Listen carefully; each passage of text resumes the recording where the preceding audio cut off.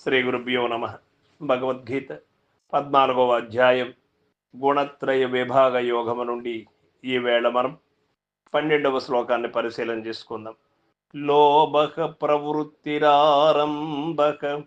కర్మణాం శమః స్పృహ రజస్యేతాని జాయంతే వివృద్ధే భరతర్షభ. భగవానులు చెబుతూ ఉన్నారు, అర్జున, భరత కొల శ్రేష్ఠుడవగువో అర్జున, రజోగుణ అభివృద్ధి నొందునప్పుడు మనుజును ఎందు లోభత్వము, కార్యములందు ప్రవృత్తి అనగా కామ్య నిషిద్ధ కర్మములను ప్రారంభించుట, మనశ్శాంతి లేకుండుట లేక ఇంద్రియ నిగ్రహము లేకుండుట, ఆశ అనునివి పుట్టుచుండును. రజోగుణం అభివృద్ధి నొందినప్పుడు మనుజుడు ఏవేవో లేనిపోని కర్మలను వ్యవహారములను పైన వేసుకునుచుండును. తత్ఫలితముగా అతనికి శాంతి ఉండదు.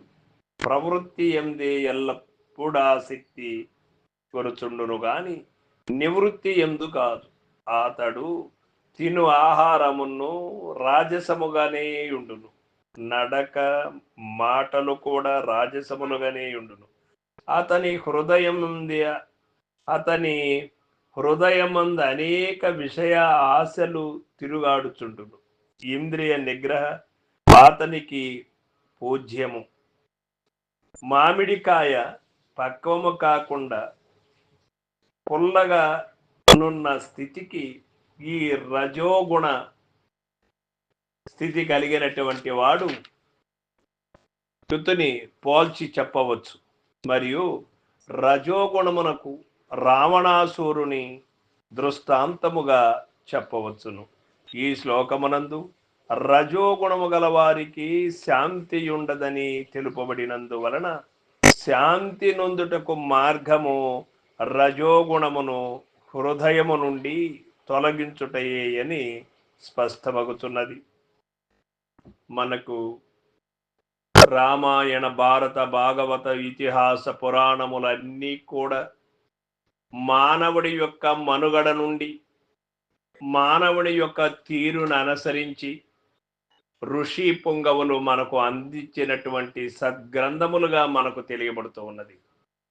రామాయణములో విభీషణుడు, రావణాసురుడు, కుంభకర్ణుడు వీళ్ళని తీసుకొని మనకు చెప్పారు. ఇవి ఏమిటో మనకు క్లారిటీగా అనుభవంలోకి రావాలి.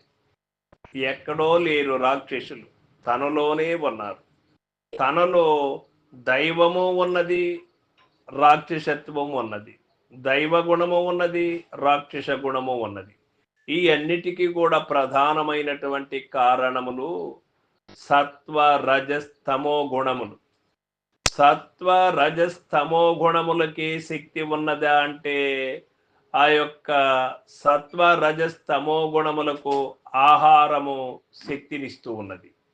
ఏ ఆహారము తింటే ఆ ఆహారాన్ని అనుసరించి గుణము అభివృద్ధి అవుతూ ఉన్నది.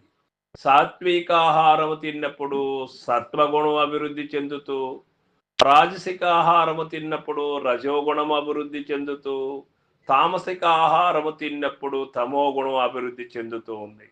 మనము సాధన మార్గములో ఉన్నటువంటి వాళ్ళు సత్వగుణ ప్రధానమైనటువంటి సాత్విక ఆహారమును స్వీకరించడం ఉత్తమము అని ఇక్కడ మనకు తెలియబడుతూ ఉన్నది. సర్వం సద్గురు.